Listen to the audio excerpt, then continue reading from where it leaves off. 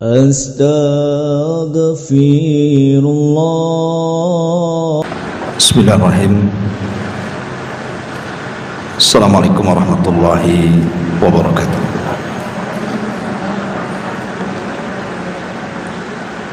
Alhamdulillah wassalatu wassalamu ala Rasulillah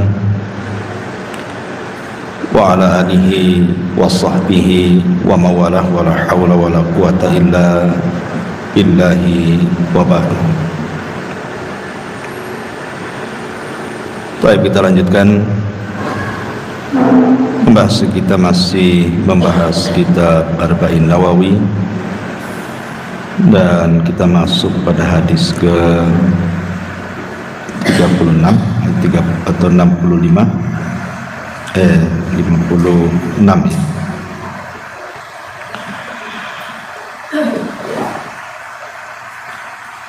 An Abi Hurairah radhiyallahu anhu anin Nabi sallallahu alaihi wasallam, man naffasa an mu'minin kurbatan min kurabid dunya naffasallahu anhu kurbatan min kurabi yaumil qiyamah. Wa man yassara ala mu'sirin yassarahu Allahu alaihi fid dunya wal akhirah. Wa man satara musliman satarahu Allahu fid dunya wal akhirah. Wallahu fi auni al-'abdi ma kana al-'abdu fi auni akhihi. Wa man salaka tariqan yaltamisu fihi 'ilma sahhalallahu lahu bihi tariqan ilal jannah. Wa majtama'a qaumun fi baitin min buyutillah yatluna kitaballah wa yatadarasunahu bainahum illa nazalat alaihimus sakinah wa ghashiyatuhumur rahmah wa haffathumul malaikatu wa dzakarallahu fi man indah. Wa man batta'a bihi amaluhu lam yusri' bihi nasabuhu. Dari Abu Hurairah radhiyallahu an, dari Nabi sallallahu alaihi wa ala alihi wasallam, barang siapa yang melepaskan dari seorang mukmin kurbatan, sebuah kesulitan, min kurabid dunia, dari kesulitan-kesulitan dunia, naffasallahu anhu kurbatan min kurabi yaumil qiyam, maka Allah subhanahu wa ta'ala akan melepaskan bagi dia kesulitan dari kesulitan-kesulitan hari kiamat. Dan barang siapa yang memudahkan ala mu'sir, kepada orang yang sedang terlilit hutang,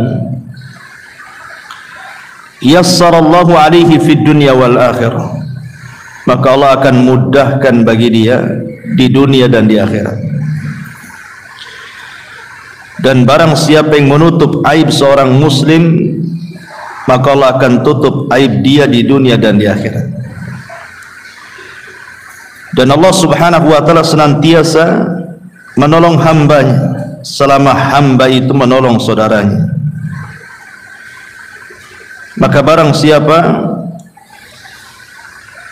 yang berjalan mencari ilmu agama, maka Allah subhanahu wa ta'ala akan mudahkan jalannya menuju surga.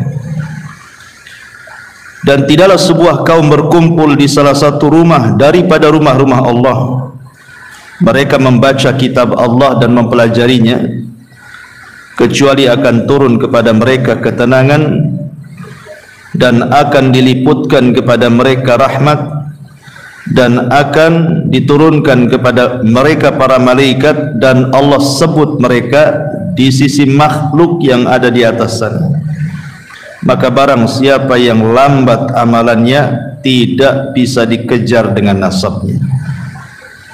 Baik,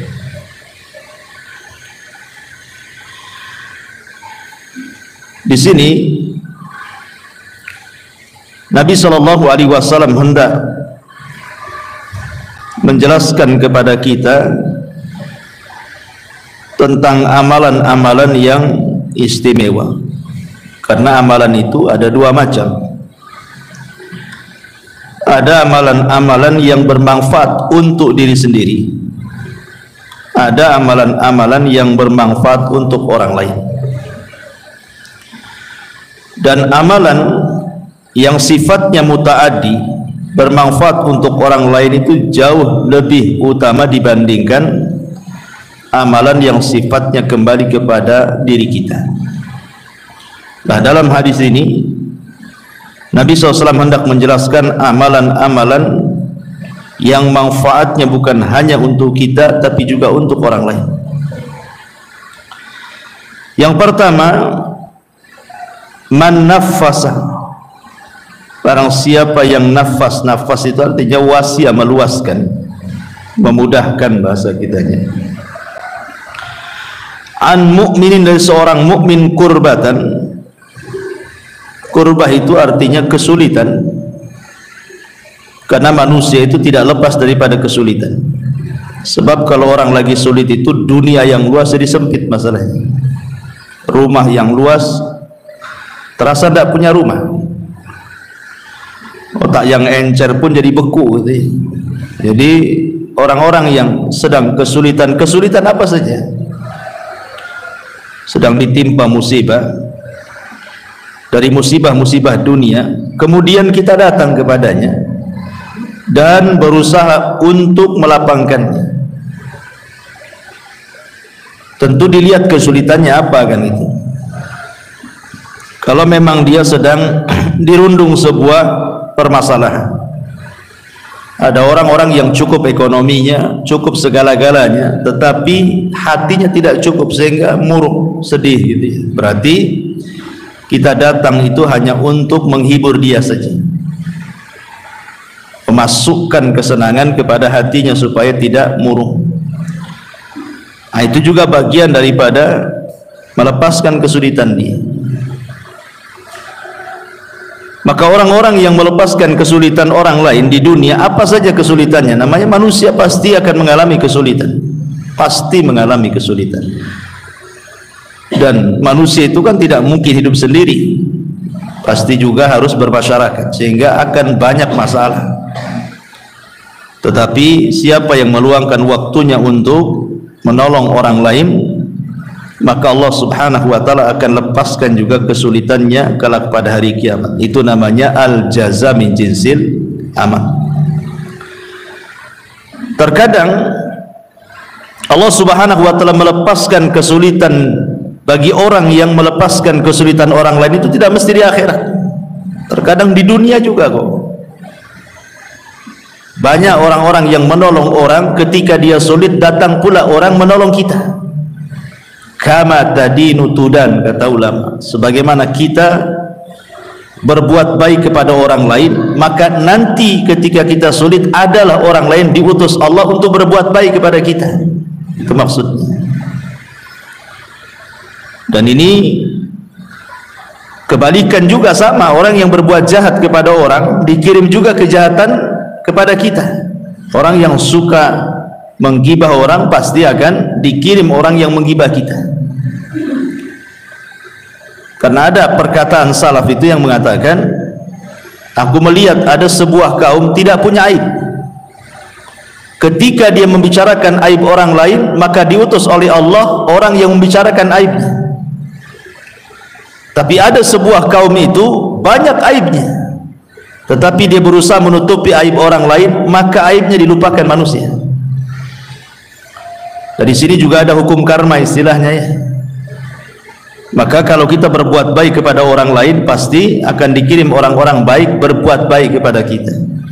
Itu di dunia, apalagi di akhirat. Kemudian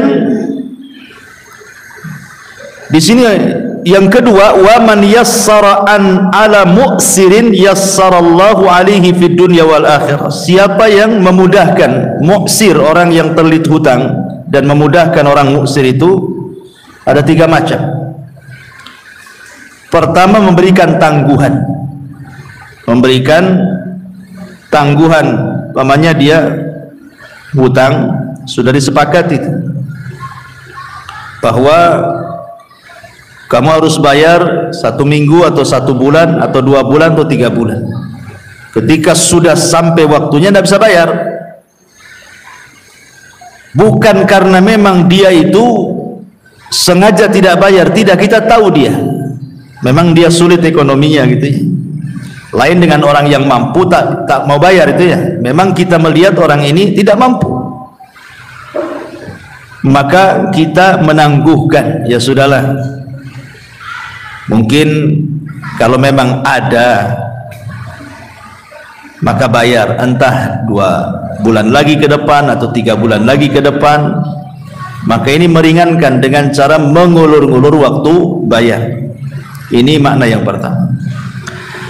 Atau yang kedua, memotong hutang. Umpamanya dia hutang 100 juta, ya sudahlah, yang 50 saya sedekah untuk anti, yang 50-nya saja bayar. Kira-kira kapan?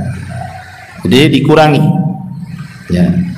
Atau yang paling afdal, yang paling utama, dibebaskan. Karena kita melihat dia miskin, susah, ya sudahlah, saya sedekahkan semuanya. Ini yang paling afdal kan?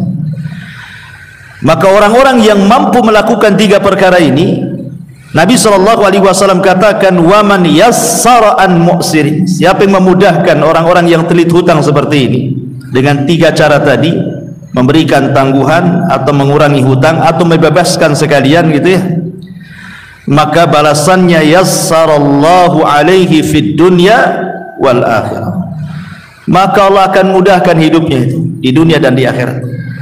Jadi di dunia sudah Allah mudahkan, di akhirat Allah mudahkan. Ya tentu kalimat kemudahan di dalam hadis ini, kata Imam Ibn Utsaimin rahimahullahu ta'ala, boleh jadi maksudnya taisirul mal, dimudahkan ekonominya, karena dia sudah memudahkan orang-orang yang telit hutang. Entah bagaimana caranya, tiba-tiba mudah saja ekonomi, suaminya kerja enak, tidak ada masalah gitu. Ada saja mungkin proyek di luar, tawaran-tawaran, pokoknya Allah mudahkan. Bisa saja itulah sebagai balasannya dari Allah. Atau taisirul a'mal, atau dimudahkan beramal, dimudahkan untuk beribadah, dihusyukan ibadahnya. Atau taisirut ta'lim, dimudahkan untuk belajar.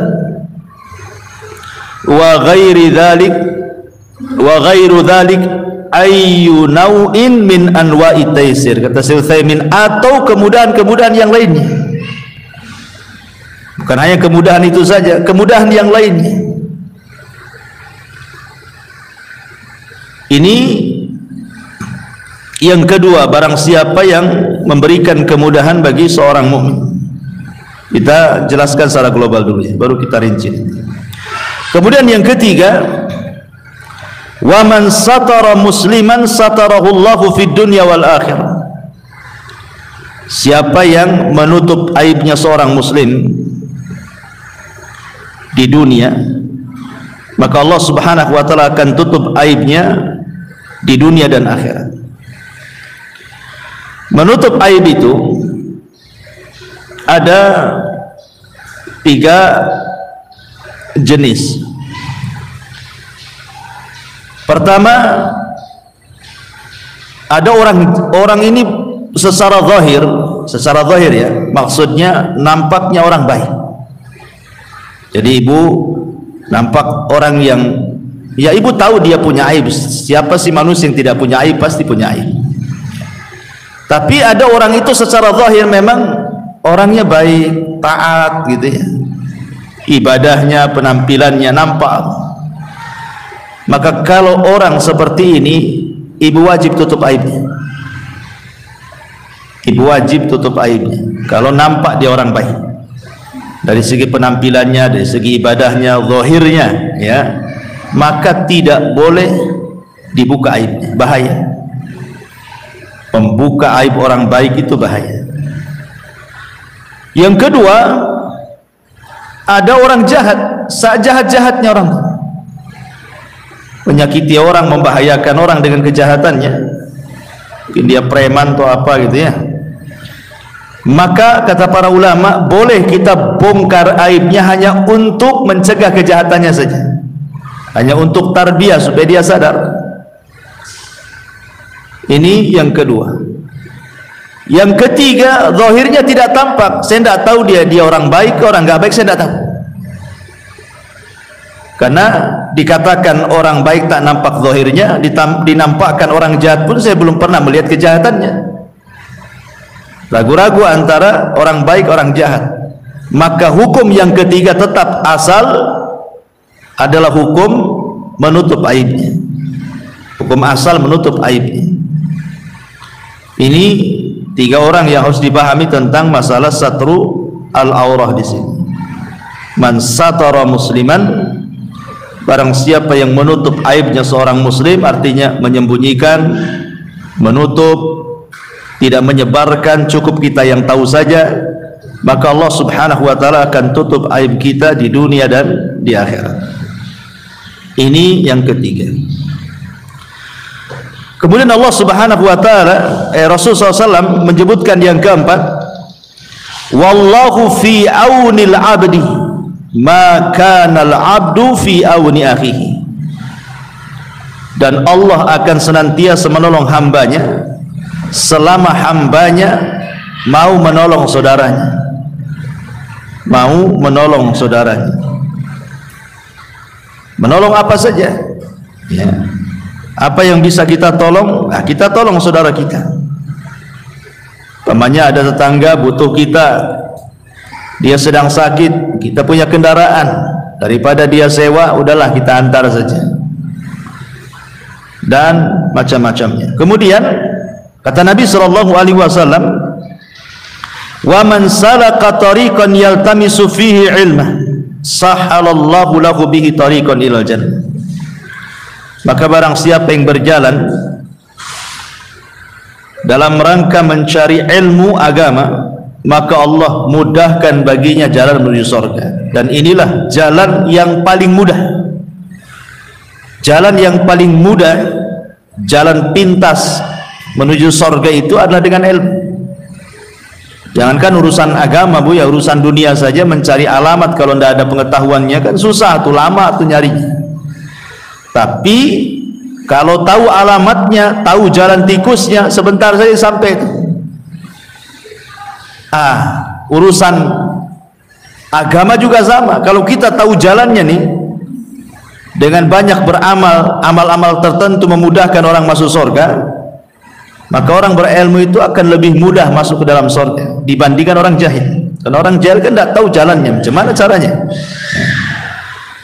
Kemudian kata Nabi, wa majtama'a qaumun fi baiti min buyutillah yatluna kitaballahi wa yatadarasunahu bainahum. Maka siapa yang berkumpul seperti ibu ini berkumpul di masjid, di rumah-rumah Allah, dibacakan ayat, dibacakan hadis, dipelajari ayat dan hadis tersebut, illa nazalat alaihimus sakinah, keutamaannya adalah akan diturunkan ketenangan kepada orang-orang yang berada di rumah Allah itu. Yang kedua, wa ghasiyatuhumur rahmah, akan diliputi rahmat orang-orang yang bermajlis di situ. Wa haffathumul malaika, malaikat turun dan mengelilingi serta mendoakan ampun untuk dosa-dosa kita kepada Allah. Wa dzakarallahu fi man inda, yang keempat ini yang lebih luar biasa lagi, Allah sebut nama-nama kita yang hadir di majelis tersebut di depan makhluknya yang ada di sana. Maksudnya Allah menyebutkan nama-nama satu persatu di hadapan para malaikat di langit. Dan ini keutamaan para talabatul ilmi. Kemudian Rasul mengakhiri hadisnya, wa man batta'a bihi amaluhu lam yusri bihi nasabuhu. Barang siapa yang lambat amalannya, tidak bisa dikejar nasabnya. Artinya walaupun Anda keturunan Habib sekalipun, keturunan Nabi sekalipun, kalau tidak punya amal soleh, percuma itu keturunan itu. Karena pada hari kiamat itu nasab akan terputus. Yang bisa menyelamatkan itu adalah amalnya masing-masing. Baik. Ma'asyiral muslimat yang dimuliakan Allah Subhanahu wa taala. Di sini Nabi Shallallahu alaihi wasallam ingin mengejarkan secara global akhlak, ya. Seorang muslim harus berakhlak dengan senantiasa menolong orang lain atau saudaranya. Ada satu kisah menarik. Abdullah ibn Mubarak rahimahullahu taala. Abdullah ibn Mubarak rahimahullahu taala. Jadi kalau dia safar, entah safar haji atau umrah atau apa saja gitu, maka banyak teman-temannya itu yang ingin safar bersama dia. Jadi teman-temannya mengatakan, wahai Abdullah ibn Mubarak, kira-kira kapan engkau haji? Saya ingin haji sama kamu sama-sama. Saya ingin umrah sama-sama gitu. Tetapi kata Abdullah ibn Mubarak, baik, saya akan mengajak kalian kalau kalian memenuhi 3 syarat, dan aku kasih 3 syarat. Kalau mau safar denganku, lakukan 3 syarat. Kalau siap, aku safar sama kalian. Pertama, semua ongkos aku tanggung. Semua ongkos aku tanggung. Yang kedua, selama perjalanan aku yang jadi muadzin apabila datang waktu sholat. Nggak boleh kecuali aku yang jadi muadzin. Kemudian yang ketiga, selama perjalanan aku yang akan berkhidmat kepada kalian. Aku yang akan menjadi pembantu kalian.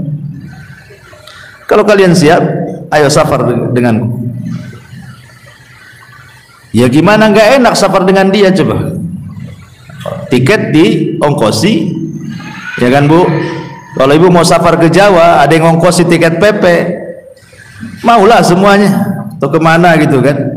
Makanya orang suka safar dengan Abdullah bin Mubarak itu, karena tiket ditanggung dia, PP coba. Yang kedua, dia pula yang melayani kita gitu.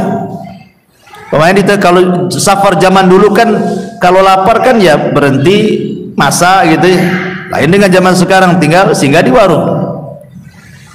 Jadi kalau umpamanya berhenti istirahat, saya yang masakkan kalian, kalian tinggal makan saja. Kemudian yang ketiga, tapi syaratnya juga kalau waktu-waktu sholat datang, aku yang akan menjadi muadzin. Bagaimana Abdullah ibn Mubarak rahimahullahu ta'ala memberikan contoh kepada kita bahwa orang itu dikatakan baik bukan hanya sekedar di lingkungannya saja kan. Orang itu dikatakan baik kalau dia baik di 3 tempat, ya. Pertama, sebagai tetangga, nampak kebaikannya, bertetangga di samping kita. Yang kedua, partner bisnis. Kalau dia bersyirikat dalam bisnis, dia tidak ada masalah, baik orangnya, ya, maka dia orang baik. Dan yang paling berat yang ketiga, ketika safar, ibu menilai orang baik atau tidak tetangga ini, ajak safar. Makanya safar dikatakan safar. Kenapa bahasa safar dikatakan safar? Karena yusfiru tabi'atar rajul. Safar itu menampakkan tabiat asli.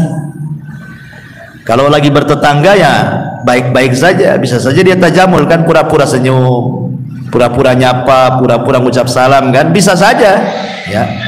Tapi ketika safar tidak bisa berpura-pura orang. Orang itu ketika safar tidak bisa berpura-pura. Kalau masih bertetangga bisa berpura-pura dia. Tapi kalau safar susah berpura-pura itu. Apalagi safar tempo dulu itu beda dengan safar sekarang kan. Safar tempo dulu itu kan ya pakai kuda, pakai unta, berjalan di padang pasir, jauh lagi tempatnya kan. Akan banyak kelelahan, keletihan. Sehingga akan menampakkan tabiat orang. Apakah orang ini bakhil atau tidak, gitu ya. Orang ini punya perhatian atau tidak, suka bantu atau tidak, apakah egois atau apa, nampak itu nanti orang lagi safar. Makanya Abdullah ibn Mubarak mengajarkan kepada kita bagaimana menjadi orang baik, menolong orang. Saya diantara syaratnya adalah aku yang akan berkhidmat kepada kalian. Dia berusaha untuk menolong orang. Makanya di zaman Nabi SAW, ketika Nabi berperang, dan itu terjadi di musim panas, Lah ketika itu terjadi di bulan Ramadan, akhirnya ada sebagian para sahabat puasa, ada sebagian para sahabat tidak puasa, tidak tahan. Lah yang berpuasa yang paling banyak naungan dari matahari itu adalah yang membawa pakaian lebih. Jadi bisalah untuk pakaiannya menaungi dari panas matahari ketika perjalanan perang itu. Dan yang tidak, maka dia hanya bisa menaungi kepalanya dengan tangannya saja seperti ini. Akhirnya karena jarak tempuh juga jauh, banyak orang-orang yang tidak sanggup, khususnya orang-orang yang berpuasa. Ada sebagian mereka yang kemudian lelah, letih, dan ada yang pingsan karena menahan lapar. Sehingga orang-orang yang tidak berpuasa inilah yang kemudian menyiapkan segalanya. Kalau istirahat, dia menyiapkan tempat istirahatnya, menyediakan segalanya, dan begitu seterusnya. Ketika Nabi SAW melihat orang-orang yang tidak berpuasa itu, mereka sungguh-sungguh menolong orang-orang yang berpuasa.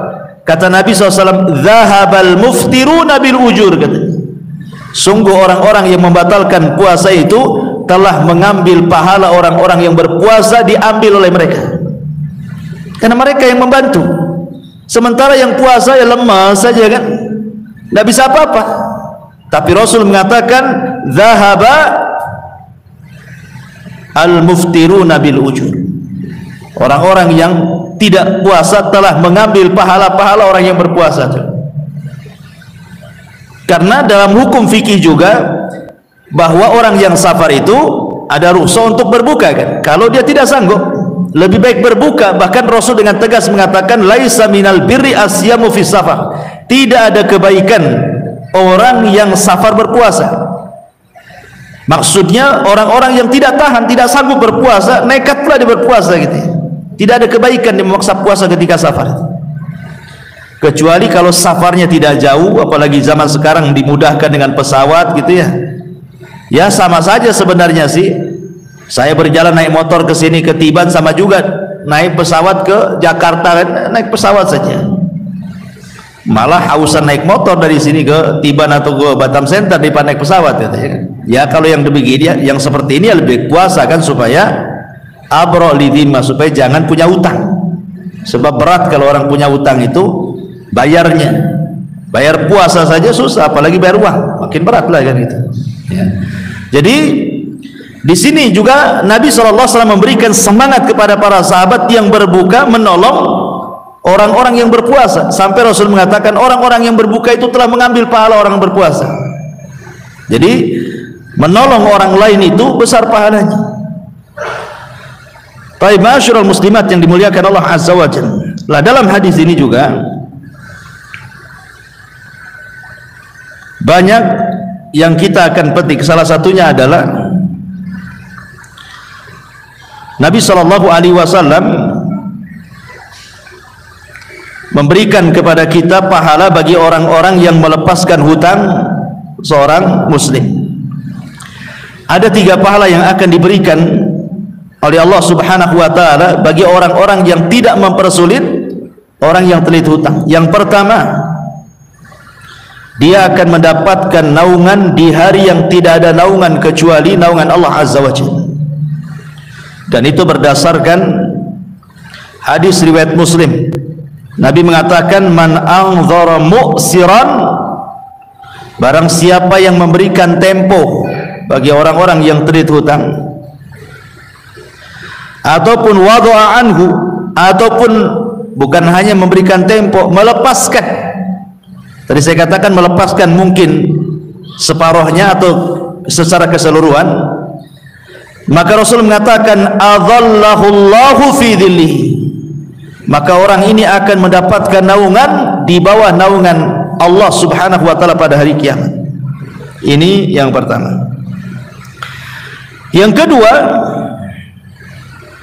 dia akan dilepaskan dari kesulitan-kesulitan hari kiamat. Kesulitan hari kiamat itu banyak. Bukan hanya matahari di atas kepala saja kan, berdiri, keringatan gitu.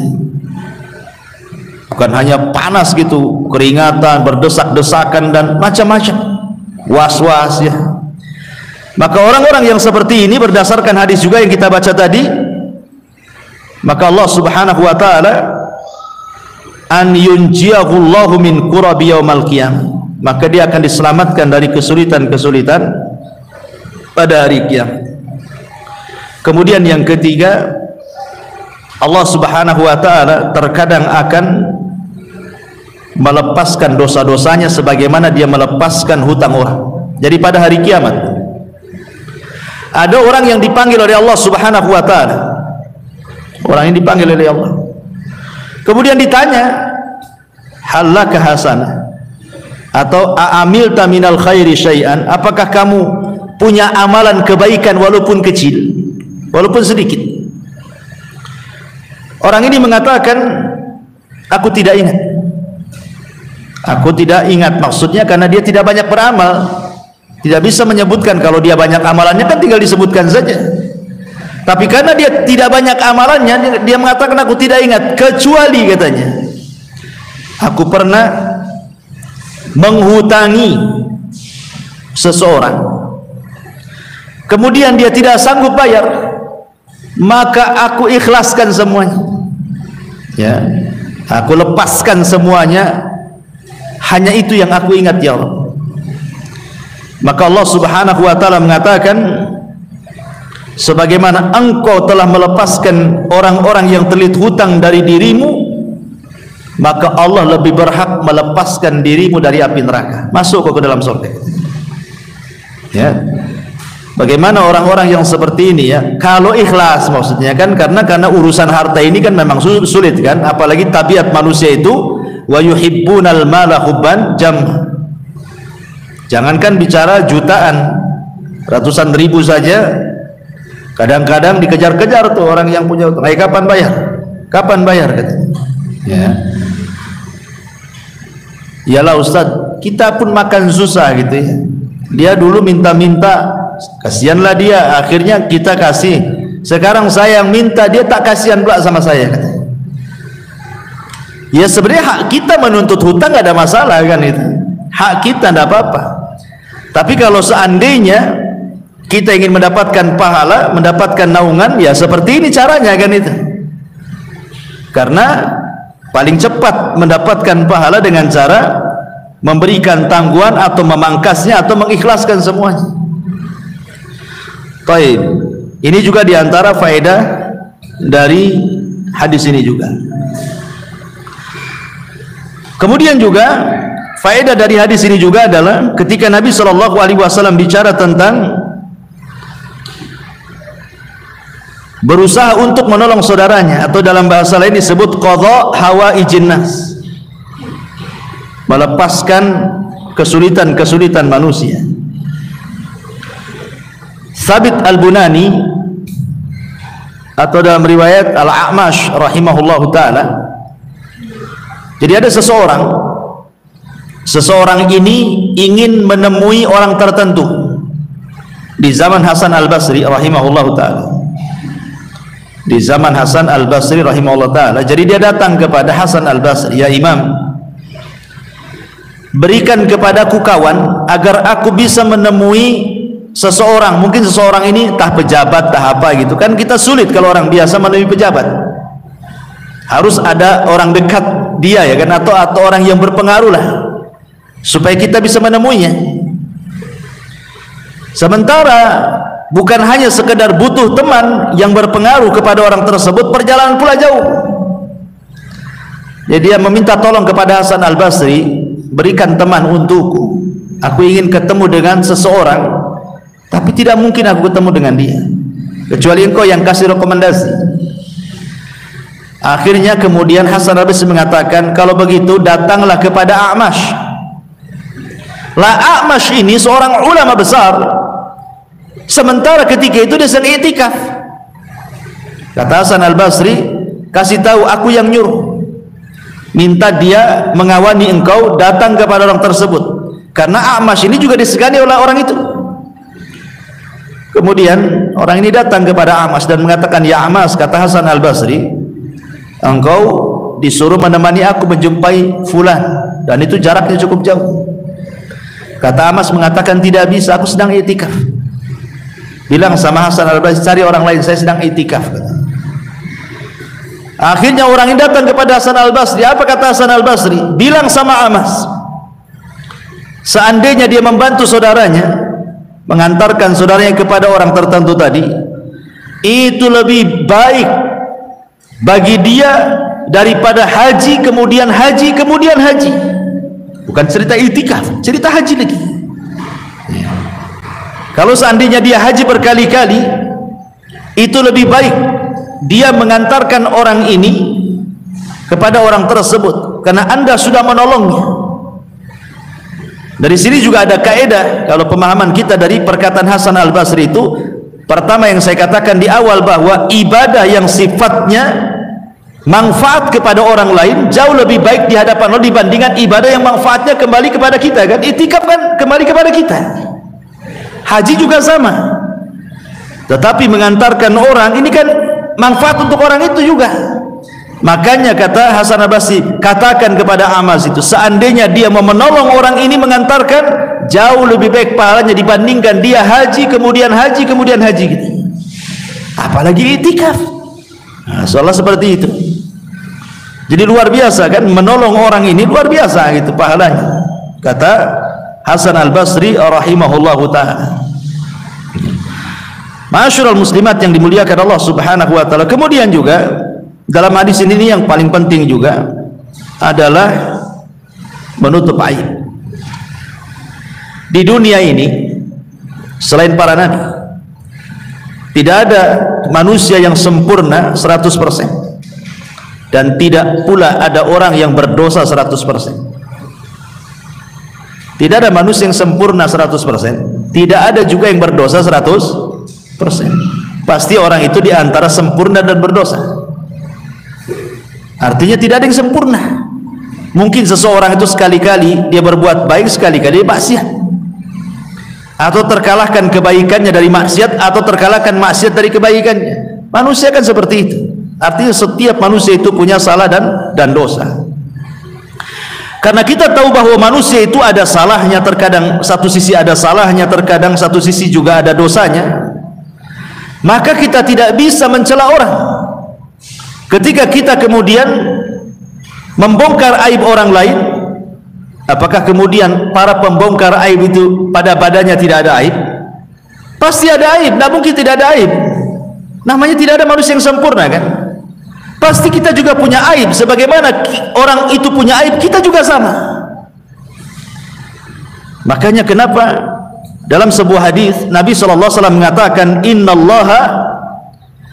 Innallaha hayyun sittirun yuhibbul haya was sitra. Allah itu zat yang maha pemalu lagi maha penutup, dan Allah suka dengan hamba-hambanya pemalu dan hamba-hambanya penutup aib orang. Allah suka, karena di antara sifat Allah itu sittir, menutup aib. Makanya sering saya katakan, Bu, kenapa orang itu dihargai manusia? Coba, kenapa ibu masih dihargai orang? Karena aib ibu kan orang tidak tahu masalahnya. Coba kalau setiap kita dibongkar oleh Allah aibnya, baik aib rumah tangga kita, baik aib kita sendiri, anak-anak kita, keluarga kita, mungkin nggak ada yang hormati kita. Allah yang menjadikan kita terhormat. Makanya ada orang-orang itu yang berbuat dosa di malam hari, Allah tutup aibnya di siang hari. Ada orang-orang berbuat dosa di siang hari, Allah pula tutup aibnya di malam hari. Sebab itulah semua manusia dihormati satu dengan yang lainnya. Kenapa? Karena belum terbongkar saja aibnya. Coba kalau terbongkar aibnya, mungkin orang meletakkan pasir di atas kepala kita. Seperti perkataan Imam Ahmad ibn Hanbal rahimahullah ta'ala ketika dia belanja ke pasar. Imam Ahmad ini ke pasar belanja, nengok murid-muridnya banyak di pasar. Imam Ahmad nenteng-nenteng barang kan itu. Kata murid-muridnya, ya Imam, antal imam, kau ini imam, tidak perlu kau bawa-bawa barang ini, biar kami murid-muridnya yang membawa barang-barang ini, kau jalan saja. Kata Imam Ahmad, tidak ya, ini belanja saya yang bawa. Kalian menghormati saya itu, kata Imam Ahmad, karena kalian tidak tahu aibku saja, katanya. Kalau Allah bongkar aibku di hadapan kalian, tentu kalian akan meletakkan pasir di atas kepalaku. Jadi kita bersyukur Allah masih menutup aib kita itu, karena dengan cara itulah kita masih dihargai orang lain karena belum terbongkar aibnya. Masing-masing kita punya aib. Di zaman Nabi SAW ada seorang budak namanya Ma'iz.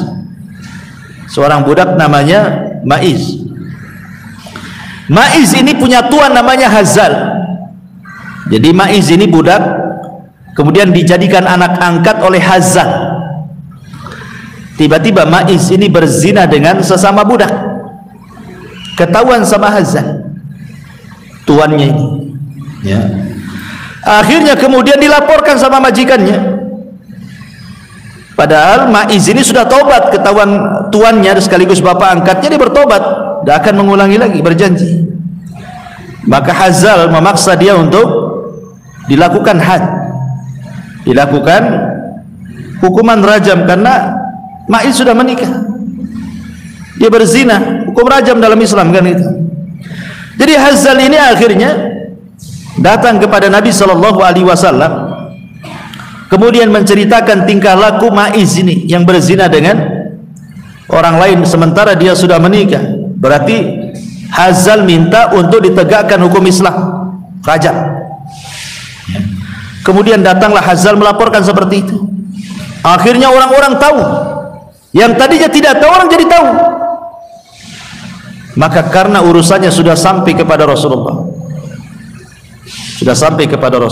akhirnya kemudian Ma'iz pun datang dan mengatakan, ya Rasulullah, zanaitu fatahhirni. Rasul, aku sudah berzina, bersihkan aku.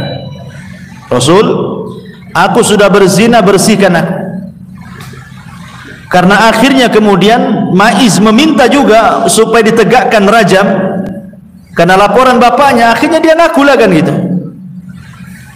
Terpaksalah akhirnya ditegakkan hukum, dirajamlah Ma'iz. Sampai ketika dirajam itu ada sahabat yang mencela Ma'iz itu. Maka Rasul mengatakan, jangan kau cela Ma'iz.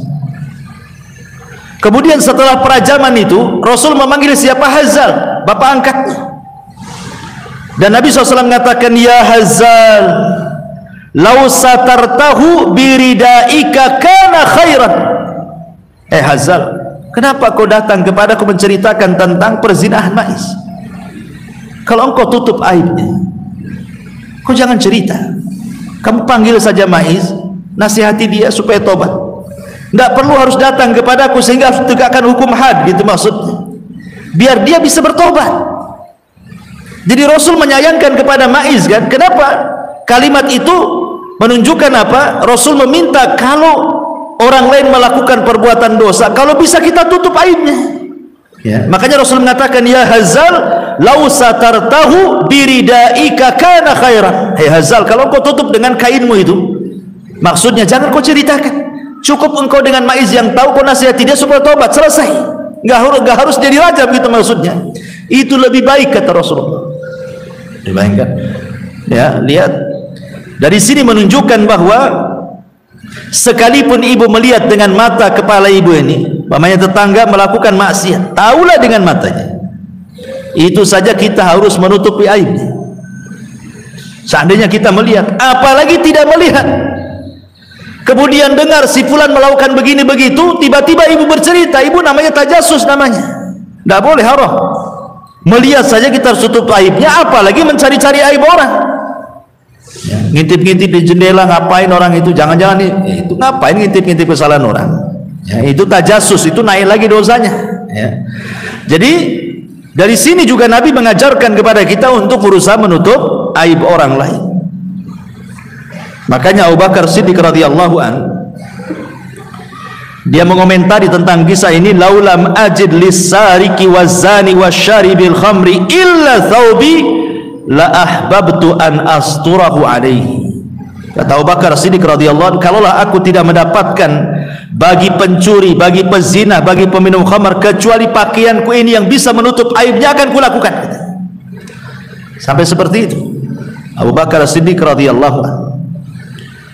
Makanya Isa bin Maryam ketika ada orang melihat mencuri, jelas-jelas loh di mata dia ada orang pencuri, nampaklah dia mengambil barang itu, dikejar sama Isa. Kemudian Kata Isa, tadi kamu mencuri. Maka orang pencuri mengatakan, wallahi aku tidak mencuri. Kata Isa bin Maryam, oh sodaqta wa kadzaba aini, kau benar, mataku yang salah. Supaya menutup aibnya gitu ya. Jadi coba kalau ibu kata, oh iya ya, saya nggak melihat, mungkin saya yang kelilip mata. Supaya kita tidak bercerita lah sama orang. Ini juga salah satu pentingnya seseorang itu menutup aib saudaranya. Itu diantara faedah daripada hadis ini. Kemudian juga faedah tentang pentingnya ilmu. Di ujung hadis Rasul mengatakan, tidaklah seseorang itu berjalan menuju tempat belajar, mempelajari agama, kecuali Allah mudahkan jalan menuju masuk surga. Alhamdulillah Bu, Allah mudahkan ilmu kepada kita kan. Ibu tidak harus jalan seperti para ulama dulu lah. Berjalan itu bisa berbulan-bulan, bertahun-tahun hanya untuk belajar. Bahkan dikisahkan itu ada seorang suami meninggalkan istrinya sedang hamil, hanya ingin belajar. Kemudian belajar lama tidak pulang-pulang, sampai anaknya lahir, sampai anaknya remaja, sampai anaknya dewasa. Berapa puluh tahun dia belajar. Kemudian setelah mendapatkan ilmu yang cukup, dia ingin berdakwah ke kampungnya, pulang dia. Ketika hendak menemui istrinya, ya anaknya kan tidak kenal siapa dia, padahal itu bapaknya. Dia ambilnya pedang, mau dibunuh itu bapaknya. Dikiranya dia hendak melakukan sesuatu kepada ibunya, karena anaknya udah besar. Zaman dulu kan sulit, kalau zaman sekarang ya bisalah video call kan, nampaklah wajah bapaknya kan. Zaman dulu mana tahu, apalagi jangan lagi cerita call-callan kan, ngirim surat saja tidak jelas kemana alamatnya, kadang sampai kadang tidak. Ketika datang anaknya sudah dewasa, anaknya marah gitu, kamu apa masuk katanya. Kata ini saya, ini rumah saya. Hampir berkelahi itu. Ketika kemudian istrinya keluar dan mengatakan, nah itu ayah. Itu zaman dulu loh, belajar sampai seperti itu. Kalau sekarang Bu ya, kalau suami pergi sampai berpuluh-puluh tahun udah kawin lagi itu di sana paling, ya kan? Atau ibu yang kawin di sini kan? Tahu-tahu suaminya datang udah cerai, udah suami baru, kan ada ceritanya. Ustadz, saya dulu punya suami merantau Kalimantan, lama 20 tahun dia tak balik-balik. Saya kira dia mati dia. Lewat 10 tahun lebih, akhirnya saya gugat cerai ke pengadilan. Karena saya sudah tidak bisa lagi hubungi dia, mau pakai apa lagi? Mau nyurati kemana alamatnya? Ya sudah dianggap mati katanya. Sudah nikah, datang pula suaminya coba. Ya. Jadi, tapi kan ini ijtihadnya orang dulu. Ya tentu kalau zaman sekarang melakukan yang seperti ini kan mustahil juga. Tapi kan menurut kita akan himmahnya orang dulu. Himmahnya orang dulu itu kalau belajar itu safarnya jauh-jauh. Bahkan bukan hanya ibarat kita lah, umpamanya saya belajar ke Yaman, itu duduk, dapatlah istifadah dari masa itu berbagai bidang ilmu. Zaman dulu itu kadang-kadang ilmunya itu bukan sebanyak yang kita bayangkan. Kadang-kadang hanya memastikan sebuah hadis saja itu mereka harus berjalan tuh. Seperti yang dilakukan siapa? Abi Ayyub Al-Ansari. Abi Ayyub Al-Ansari. Abi Ayyub Al-Ansari ini mendengar sebuah hadis, hadis yang kita baca, man satara musliman satarahu Allahu yaumal qiyamah. Siapa yang menutupi aib seorang muslim di dunia, maka Allah akan tutup aibnya di akhirat. Masalahnya Abi Ayyub Al-Ansari ini, dia tidak mendengar langsung dari Nabi, tapi dia mendengar dari orang yang mendengar dari Nabi. Lah orang yang mendengar dari Nabi itu tinggalnya di Mesir, dia di Madinah, namanya Uqbah ibn Amir. Terpaksa Abi Ayyub ini menyiapkan perbekalannya, untanya dan banyak perbekalannya, berjalan dia dari Madinah ke Mesir, hanya untuk memastikan betul nggak kau mendengar ini dari Nabi. Hanya itu saja. Setelah ke Mesir berjumpa dengan Uqbah ibn Amir, wahai Uqbah, betul kau mendengar hadis man satara musliman satarahullahu yaumal qiyamah? dari Nabi. Kata Uqbah, ya aku mendengarnya. Dah pulang lagi. Perjalanan dari Madinah ke masjid ini bukan tidak berongkos kan, itu di zaman itu harus beli untanya, perbekalannya, kan jauh itu perjalanan, bisa berbulan-bulan sampai di Mesir kan, habis berapa duit itu. Tetapi demi memastikan itu saja, para sahabat itu menunjukkan apa? Mulianya sebuah ilmu. Dan ini juga sama dengan yang dilakukan Jabir bin Abdullah radhiyallahu an ketika dia mendengar hadis Nabi sallallahu alaihi wasallam, yuhsyarun nas yaumal qiyamah khufatan uratan ghurlan. Nanti pada hari kiamat manusia dikumpulkan telanjang, tidak pakai sandal, kembali tidak dikhitan. Jabir ini tidak mendengar langsung dari Nabi, tapi dari orang yang mendengar langsung dari Nabi. Orangnya ada di Syam, namanya Abdullah ibn Unais radhiyallahu anhu. Ketika dia mendengar Abdullah ibn Unais masih hidup di Syam, dia persiapkan unta terbaiknya, perbekalannya, berjalanlah dia dari Madinah ke Syam, hanya ingin berjumpa dengan Abdullah ibn Unais. Sudah berjumpa dengan Abdullah ibn Unais, hanya mengatakan, wahai Abdullah ibn Unais, betul kau mendengar dari Nabi bahwa nanti pada hari kiamat manusia akan dikumpulkan telanjang, tidak dikhitan, kemudian tidak beralaskan sandal? Kata Abdullah bin Unais, iya katanya. Ya sudah, balik lagi. Hanya itu saja coba orang dulu kan. Tapi lihat himmahnya menuntut ilmu itu luar biasa. Karena bagi mereka sanad ulu itu lebih baik daripada sanad nazil. Artinya yang dekat dengan Nabi itu lebih baik dibandingkan yang jauh dari Nabi. Ketika dia mendengar hadis itu kan, Jabir itu dari orang ketiga masalahnya di kota Madinah. Sementara Abdullah bin Unais itu orang kedua setelah Nabi kan. Jadi semakin dekat dengan Nabi itu disebut sanad ulu, itu lebih afdol bagi orang-orang dulu dibandingkan jauh dari Nabi. Ibaratnya ibu langsung belajar ke saya lebih baik dibandingkan belajar ke murid saya gitu maksudnya. Itu namanya sanad ulu. Ya. Tapi ini menunjukkan apa? Himmahnya menuntut ilmu zaman dulu kan seperti itu. Makanya mereka tahu hadis Nabi sallallahu alaihi wasallam, man salaka tariqan yaltamisu fihi ilman sahhalallahu bihi tariqan ilal jannah. Wa majtama'a qaumun fi baitin min buyutillah yatluna kitaballah wa yatadarasunahu bainahum illa nazalat alaihimus sakinah wa ghasyiyatuhumur rahmah wa hafathumul malaika wa dzakarallahu fi man indah. Kemudian Nabi setelah menjelaskan keutamaan berjalan, ibu dari rumah ke masjid ini, itu keutamaan berjalannya namanya ya. Nah sekarang keutamaan di majelisnya. Nah, jadi Rasul lengkap. Yang tadi keutamaan ibu jalan dari rumah ke Nurul Hidayah ini. Kalau orang berjalan dari rumah ke tempat majelis ilmu, berarti Allah sedang memudahkan jalan ibu ke surga gitu maksudnya. Nah sekarang keutamaan kalau sudah sampai di majelis, kemudian ibu berkumpul, didengarkan ayat-ayat Al-Quran, hadis-hadis Nabi, dijabarkannya, dijelaskannya, maka Rasul mengatakan akan diberikan 4 keistimewaan. Pertama, Allah turunkan ketenangan. Sakinah itu artinya ketenangan, karena majlis itu sama dengan sedang berzikir. Dan Allah mengatakan, ala bi dzikrillahi tatmainnul qulub. Ingat, dengan berzikir kepada Allah hati tenang. Ibu kalau sering bermajlis kan otomatis pengetahuan makin banyak. Yang tadinya tidak tahu ini halal jadi tahu ini halal. Yang tadinya tidak tahu itu haram jadi tahu itu haram. Yang tadinya tidak tahu ini syirik jadi tahu itu syirik. Ini tauhid jadi tahu ini tauhid. Ini sunnah, ini yang menentang sunnah. Akhirnya kan jadi tahu, Bu. Sehingga ibu ini tenang hidupnya. Ah ini nggak boleh ini haram, nggak boleh. Tenang. Ah ini boleh nih dimakan, halal. Tenang jadinya kan, Bu. Tapi orang jahil bingung nih, ini halal ke haram? Gimana saya? Takut syubhat. Akhirnya bingung sendiri dia. Terpaksalah tanya-tanya orang akhirnya kan. Tapi kalau orang sudah sering hadir di majelis taklim, lama-lama Bu, Allah berikan kecerdasan, karena orang yang melangkahkan kaki dari rumah ke sini itu hakikatnya ibu mencari kebaikan kan. Dan Rasul mengatakan, man yuridillahu khairan yufaqihu fiddin. Pasti Allah akan cerdaskan, lama-lama cerdas Bu. Tidak mungkin ibu lama-lama di majelis ilmu kok nggak tambah-tambah ilmunya, pasti bertambah tuh.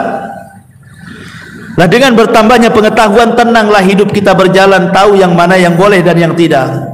Tidak main langgar, tidak main tabrak saja kan. Yang kedua, wa ghasyiyatuhumur rahmah. Allah akan liputi ibu dengan rahmat kasih sayangnya. Seandainya ibu dari rumah ke sini tiba-tiba, ya qadarullah lah, adalah kecelakaan, kemudian Allah takdirkan meninggal, maka ibu dianggap mati syahid. Dianggap mati syahid. Kenapa? Karena ibu sudah diliputi rahmat masalahnya. Perjalanannya itu sudah diliputi rahmat, apalagi sampai di majelis ilmu gitu ya. Maka mulai dari pulang sampai pergi ibu diliputi rahmat. Kemudian wa haffathumul malaika. Malaikat akan datang dari mana-mana mengepung kita. Apa fungsinya malaikat mengepung majelis taklim itu dan mengepak-ngepakkan sayapnya? Mereka mendoakan kita yang ada di majelis itu supaya dosa-dosanya diampuni. Jadi malaikat itu akan menyebut satu persatu, ya Allah ampuni dosanya si Anu, Ummu Anu, Ukhti Anu, disebutkan. Dan malaikat itu mustajab doanya. Mereka kan hamba yang tidak pernah bermaksiat. Kalau sudah berdoa ya mustajab lah doanya malaikat. Makanya beruntung orang-orang yang hadir majelis taklim karena dilingkupi oleh para malaikat di situ yang mendoakan kebaikan dan ampunan kita kepada Allah Subhanahu wa taala. Dan lebih daripada itu yang keempat, kita menjadi selebritis langit. Ibu akan dikenal di makhluk yang ada di langit. Kenapa? Karena Allah yang menyebutkan nama ibu satu-satu di langit sana, dikenal oleh para malaikat. Kan enak bu jadi selebriti langit. Nggak apa-apa bu nggak jadi selebriti bumi, nggak apa-apa. Tetapi ibu di langit juga terkenal, dikenal oleh para malaikat karena Allah sebut. Bayangkan Allah yang sebut satu namanya. Oh ibu Anu, nanti malaikat memuji dia. Terus nama-nama kita disebut di langit oleh para malaikat. Dan yang menyebut adalah Allah. Wa dzakarallah. Allah akan menyebut-nyebut kita satu persatu namanya. Fiman indah, di hadapan makhluk yang ada di sampingnya, para malaikat yang ada di atas sana. Wah luar biasa ibu ya. Orang yang duduk di majelis taklim. Makanya kata Nabi SAW, kalau ibu sudah datang bermajelis taklim, kemudian selesai majelis baca kafaratul majelis, kemudian ibu pulang, kata Nabi SAW, kumu maghfuran lakum, berdirilah, pulanglah kalian, Allah sudah ampuni dosa-dosa kalian dan Allah telah ganti keburukan kalian dengan kebaikan. Kumu maghfuran lakum qad buddilat sayyiatikumul hasanat, kata Rasul. Jadi seolah-olah ibu datang bawa dosa gitu ya, kemudian pulang tinggal dosa. Nah, begitulah majelis taklim itu. Makanya orang-orang yang malas istighfar sementara maksiat hari-hari, datang aja ke majelis taklim, duduk, itu sudah menggugurkan dosa. Karena Rasul yang mengatakan kumu maghfuran lakum. Kemudian yang terakhir faedah dari hadis ini adalah wa man batta'a bihi amaluhu lam yusri bihi nasabuhu. Maka barang siapa yang lambat amalannya, maka tidak mungkin dikejar nasabnya. Jadi membanggakan nasab itu apa coba sekarang? Saya ini kadang-kadang aneh, ada orang yang merasa nasabnya keturunan Nabi dibangga-banggakan. Imam Syafi'i rahimahullahu ta'ala itu keturunan Nabi, Ahlul Bait, tapi kan tidak dikenal tentang keturunannya.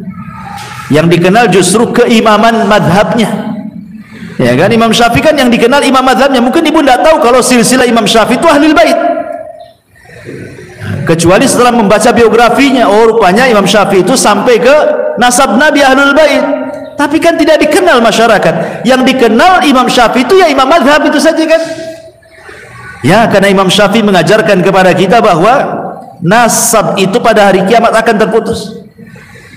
Tetapi yang tidak akan terputus itu amalan kita. Idza mata ibnu Adam in qata amaluhu illa min thalathin, sadaqatin jariyah aw ilmin yuntafa'u bihi aw waladin salihin yad'ulahu. Tidak disebut nasab di sini. Hanya ilmu yang bermanfaat, sedekah yang mengalir, punya anak yang mendoakan. Karena dia anak soleh mendoakan orang tuanya. Berarti semuanya terputus kecuali 3 perkara kan, termasuk nasab. Makanya Allah mengatakan fala ansaba yauma idzin, maka tidak ada nasab pada hari itu. Maksudnya tidak terputus nasab, karena yang akan dibanggakan di hadapan Allah itu bukan nasab tetapi amalan. Wajar kalau Rasul mengatakan kepada Fatimah, putrinya sendiri mengatakan, ya Fatimah binta Muhammadin saluni masyiti la ugni anki minallahi syai'ah. Hei Fatimah putri Muhammad, minta sekarang di dunia, mumpung hidup di dunia, minta sama abimu nih, sebab pada hari kiamat kata Rasul, la ugni anki minallahi syai'ah, aku tidak bisa menolongmu. Lah kalau Rasul tidak bisa menolong Fatimah, bagaimana menolong kita? Ya kan? Kecuali dengan amalannya. Nanti dengan amalan itulah orang ini dapat syafaat. Makanya Nabi SAW tidak bisa memberikan syafaat kepada pamannya Abu Talib. Hanya syafaat khusus, tapi kan tidak keluar dari neraka kan? Karena Abu Talib tidak mengikuti Nabi. Coba Abu Talib masuk Islam, artinya kan dia punya amalan tuh. Kalau sudah punya amalan masuk Islam, maka Rasul akan berhujah di hadapan Allah, bisa menolong Abu Talib kan? Tapi tidak bisa menolong, kecuali syafaat khusus itu pun tidak bisa mengeluarkan dari api neraka. Tetap saja dia di neraka, cuman diringankan saja azabnya. Ya.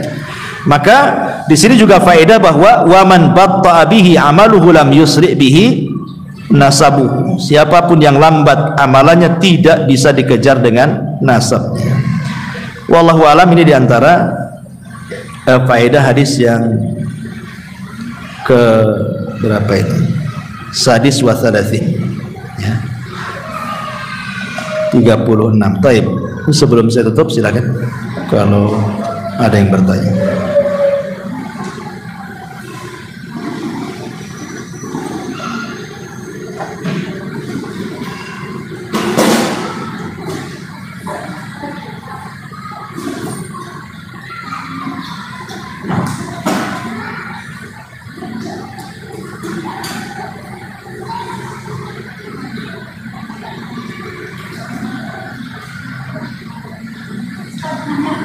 Iya. Boleh. Bismillah. Pembahasan yang itu adalah mengenai sumpah yang diadakan oleh orang Bani Israel kepada Nabi Musa yang Raja Subuh. Itu kan diminta sumpah, sementara kaum Bani Israel itu kan bukan seorang muslim, istilahnya apa berlaku sumpah yang diucapkan atas nama Allah itu berlaku, yang ketika kita ada masalah dengan orang muslim, kita minta sumpah, apa sumpah mereka itu akan diminta oleh Allah. Iya. Seperti kejadian yang kaum Bani Israel. Ya, alhamdulillah. Sumpah yang dilakukan orang kafir tetap berlaku dalam Islam selama sumpahnya atas nama Allah. Apalagi ahli kitab, ini kan cerita ahli kitab, lain kalau orang musyrik. Ahli kitab sembelihannya saja bisa dimakan, kemudian juga wanitanya bisa dinikahi kan, ahli kitab itu, selama sembelihan dan pernikahannya ikut ritual Islam, bukan gaya mereka menyebut nama Uzair ataupun ketika nyembelih menyebut nama Isa, ya haram lah, tidak boleh. Ya. Maka ketika Nabi SAW kemudian datang seorang laki-laki dan mengatakan, ya Rasulullah, sahabat ini mengatakan, Rasul, saudaraku dibunuh. Kata Rasul, siapa yang membunuhnya? Yang ngomong sahabat. Saya yakin yang membunuh itu Yahudi. Kenapa? Karena ya gimana, kami lewat di kampung Yahudi, kemudian kami juga tidur di situ, tiba-tiba saudaraku hilang, tahu sudah mati saja. Kalau bukan orang Yahudi siapa lagi kan gitu. Jadi ada qarinah kuat sebenarnya, tapi kan tidak ada bukti, nggak ada bukti masalahnya. Maka Rasulullah SAW mengatakan, kalau begitu siapa yang kau curigai si Anu? Oh, dipanggil orang Yahudi. Kemudian Rasul mengatakan, apakah kau membunuh? Kata orang Yahudi, enggak. Kemudian sahabat ini mengatakan, saya yakin dia yang membunuh wahai Rasul, karena begini. Kata Nabi SAW, kalau begitu baik, berani kau bersumpah 50 kali mengatakan Yahudi ini membunuh. Sahabat ini mengatakan, tidak mungkin saya bersumpah sesuatu yang tidak bisa saya lihat. Saya kan tidak lihat kejadiannya wahai Rasul. Itu menunjukkan sahabat ini berat kalau untuk bersumpah kan. Dan itu bukan perkara enteng sumpah-sumpah tuh. Mungkin kami bersumpah 50 kali dalam sesuatu yang kami tidak lihat sendiri kejadiannya. Akhirnya kata Rasulullah, ya sudah, kalau engkau tidak bukti, kau juga tidak bersumpah. Rasul melirik orang Yahudi. Kamu siap bersumpah 50 kali bahwa engkau tidak membunuh? Kata orang Yahudi, saya siap karena saya tidak membunuh. Kata sahabat ini, ya Rasul, Yahudi, ya Rasul, orang Yahudi, dia bisa saja berbohong, katanya. Kata Nabi SAW, gimana lagi, memang begitu caranya. Begitu caranya. Karena dalam pengadilan itu Rasul hanya menghukumi yang zahir, bukan menghukumi yang batin. Kalau Rasul tahu yang gaib, nggak perlu disidang-sidangkan. Saya tahu yang bunuh, langsung kisaskan itu. Rasul nggak tahu yang gaib. Ya Rasul yang menghukumi secara zahir masalah lah. Ya, sebagaimana juga ada kasus seorang Hadrami dengan seorang Kindi, yang satunya sahabat yang baik gitu, yang satunya orang fajir. Datang kepada Rasul, ya Rasulullah, tanahku diserobot orang ini.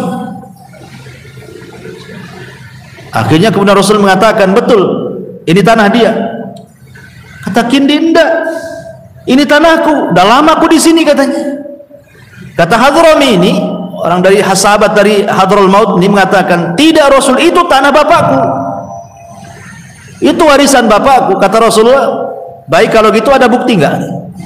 Entah surat, entah apa gitu ya, bukti bahwa kepemilikan itu apa. Kata Hadrami, tidak ada wahai Rasul, tapi aku yakin itu tanah bapakku, diserobot sama dia. Kata orang Kindi ini, Rasul, ini tanahku, buktinya saya berladang sudah bertahun-tahun di sini, dan tanahnya aku yang pegang. Kalau memang itu bukan tanahku, ngapain saya bercocok tanam di sini, katanya. Ini kan repot kan, saling mengklaim kan. Tapi Nabi SAW mengatakan kepada orang Hadrami, karena engkau tidak bisa mendatangkan bukti, maka saya akan minta saksi Kindi. Kau bersaksi, mau nggak bersumpah bahwa ini tanahmu? Kenapa Rasul mengatakan seperti itu? Karena tanahnya dipegang dia kan. Sementara yang ini ngaku-ngaku itu tanah bapaknya. Ketika Rasul mengatakan kepada si Kindi, kau siap bersumpah, yang Hadrami mengatakan, Rasul orang fajir orang itu, dia mau sumpah aja bisa. Kata Rasul, ya gimana lagi, begitu caranya dalam keputusan. Akhirnya memenangkan Kindi kan, lihat dohir masalah kan. Tetapi kemudian Rasul mengatakan, ingat, kata Rasul di ujung hadis, Rasul mengatakan, ingat, sesuatu yang kuputuskan kalau sampai menyelisih hakikatnya, maka sama saja keputusanku mengantarkan orang ini ke neraka, kata Rasul. Seandainya aku memutuskan sesuatu yang berbalik dengan putusanku, sebenarnya yang benar itu dari Hadrami, yang salah itu Kindi, tapi yang dohirnya seolah-olah si Kindi benar kan itu ya, padahal itu betul-betul tanahnya Hadrami. Kata Rasulullah, siapapun yang kuputuskan menyelisihi dari apa yang kuputuskan, maka sama dengan kuputuskan dia masuk ke neraka, kata Rasulullah. Jadi Rasul tidak tahu yang gaib. Termasuk juga orang Yahudi, ketika dia bersumpah atas nama Allah, ya diterima. Gimana caranya? Memang begitu cara keputusan. Soal mana yang salah, mana yang benar, itu nanti urusan Allah lagi, ada kisos pada hari kiamat. Bukan berarti ketika setiap orang yang didolimi di dunia dan dia tidak bisa membalas kezalimannya di dunia, dia tidak bisa membalas di akhirat. Tidak. Itulah gunanya kita beriman kepada hari akhir itu, supaya orang yang terzalimi ketika dia tidak bisa membalas, ada ketenangan bahwa di akhirat juga ada nanti hakim yang jauh lebih adil dibandingkan di dunia. Gitu maksudnya ya. Wallahu a'lam.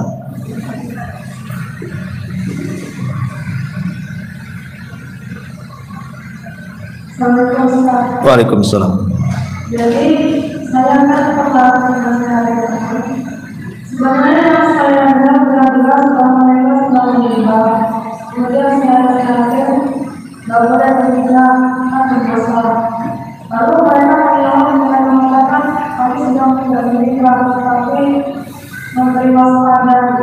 Itu bagaimana? Belum paham saya pertanyaannya.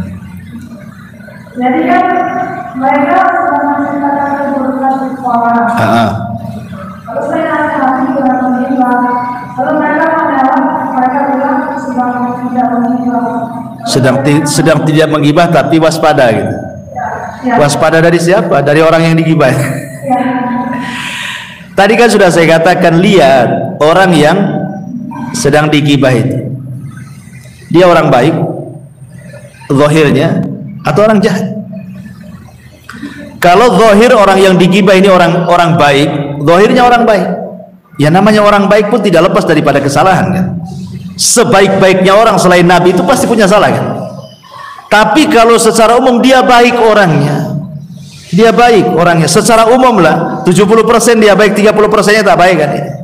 Zahirnya itu baik, maka kita tidak boleh menggibah itu sama dengan membongkar aib namanya, tidak boleh. Tapi kalau seandainya dia orang jahat, boleh kita menggibah orang jahat itu supaya terhindar dari kejahatannya. Maksudnya zahirnya memang jahat dia, orang itu jahat sekali gitu. Jadi lihat, tapi kalau 50-50, kita tidak tahu dia orang jahat orang baik, 50% baik 50% jahat gitu, tetap harus ditutup aibnya, tidak boleh gibah. Nggak ada alasan biar terhindar dari kejahatan. Emang apa kejahatannya? Mungkin antara dia dengan orang itu aja yang punya urusan, dengan orang lain kan tidak punya urusan kan itu. Kadang-kadang kan hanya hawa nafsu saja. Orang kalau tidak suka dengan orang, ingin ngajak orang juga nggak suka kepada dia, atau orang kayak gitu itu biasa. Ya sebaiknya ditutup aib, jangan diceritakan, kecuali ada dosa-dosa tertentu yang boleh dibongkar. Contoh namanya orang yang matlul ghani zulmun, orang yang sanggup membayar hutang, tak mau bayar hutang. Ibu nih umpamanya saya utangi 100 juta, ibu kaya, kapan Ustaz bayarnya? Saya kasih tangguh 1 bulan. 1 bulan tak mau bayar pula, tapi sudah tak mau bayar, saya lihat kok ganti mobilnya tuh, kok bisa ganti mobil tapi bayar utang tak bisa, nyicil pun tak bisa, itu udah zalim namanya. Orang yang seperti ini kata Nabi, matlul ghani zulmun yuhillu irdahu wa uqubatah. Kalau orang kaya dia sanggup bayar, tak mau bayar hutang, halal kehormatannya, boleh digibah, dan halal fisiknya untuk dipenjarakan. Boleh menggibah orang yang punya hutang itu, maksudnya seputar hutang piutangnya saja, jangan pula keluarganya ikut digibah. Jadi kan masalah hutang piutang saja kan, itu saja yang digibah sama kita. Kita katakan sama kawan, nanti kalau si Anu datang pinjam uang jangan ya, jangan kamu kasih ya, dia masih punya utang sama saya, dia itu sanggup bayar tak mau bayar. Nah, itu kan gibah juga kan. Sebatas ini saja gibahnya, jangan melampaui daripada kasusnya. Itu halal kehormatannya digibah, supaya orang-orang jangan tertipu dengan dia, maksudnya gitu. Nah, itu tidak masalah ya. Tapi kalau yang tadi, ibu sudah benar menasihati dia yang salah, supaya orang tidak terkena dengan kejahatannya. Emang kejahatannya apa dulu kan? Dirinci kejahatannya seperti apa, apakah dia layak digibah atau tidak kan. Boleh jadi orang ini sedang musuhan saja sama dia, sama yang lain tidak bermusuhan. Nah, jadi jangan sembarang menggibah orang, karena bahaya menggibah itu dosa besar ya. Orang terkadang itu melihat ada orang yang kayak sekarang ini ada kasus kan di medsos, ada pembunuhan berantai ya, siapa namanya itu, Pak Wawon CS itu siapa ya. Jadi berantai, rasanya kita nengok itu sadis sekali, kok bisa ya dikubur di ini di itu. Lah hari-hari ibu gibah itu kurang lebih dosanya sama juga dosanya, sama-sama dosa besar. Gibah dengan bunuh orang berantai itu sama hukumnya, sama-sama dosa besar kan. Tapi kan orang yang menggibah itu tidak dikatakan seperti orang yang membunuh, itu masalahnya. Itulah kadang aneh kita ini, sama-sama dosa besarnya kok. Coba kalau setiap orang yang menggibah itu perlakuannya sama dengan orang yang membunuh, sama-sama dosa besar kan, mungkin takut orang bergibah tuh. Takut dibully satu Indonesia bahwa ibu ini penggibah kan, sebagaimana pembunuh ini viral jadinya. Tapi malah kemudian gibah ini pula dibuat acara kan, di televisi, acara gibah pula ya, mungkin aib artis ini artis itu, semua tahu, semua anak zinanya, selingkuhannya, semua ya dibeberkan kan, semua orang tahu. Sampai Orang yang nontonnya pula karena tahu, bicarakan pula. Ada yang dukung, ada yang tidak. Buat apa coba kan?